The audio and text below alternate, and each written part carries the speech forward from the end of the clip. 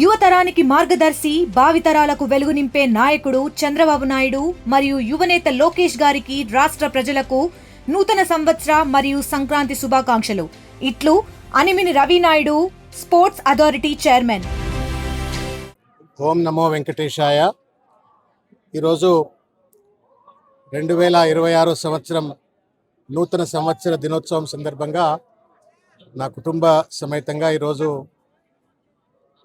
స్వామివారి దర్శనానికి రావటం జరిగింది.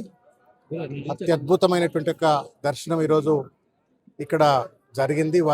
స్వామివారికి హృదయపూర్వకంగా శిరస్సు వంచి మాకు అవకాశం కల్పించినందుకు హృదయపూర్వకంగా శిరస్సు వంచి వారికి ప్రణామాలు తెలియజేస్తూ 50 మంది ఆంధ్రప్రదేశ్ మరియు తెలంగాణలో ఉన్నటువంటి ఒక తెలుగు బిడ్డలందరికీ కూడా, బంధుమిత్రులకు, శ్రేయోభిలాషులకు అందరికీ కూడా హృదయపూర్వకంగా నూతన సంవత్సర శుభాకాంక్షలు తెలియజేస్తా ఉన్నాను.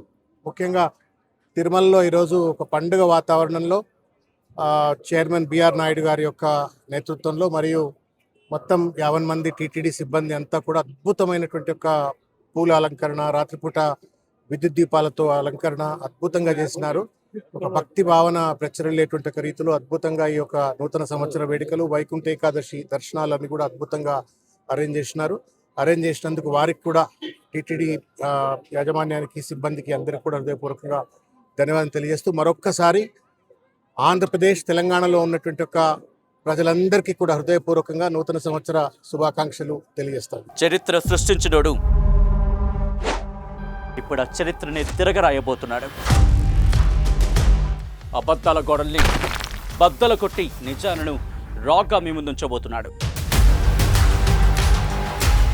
నిజమైన వార్తల కోసం వెంటనే డౌన్లోడ్ చేసుకోండి రా యాప్ని.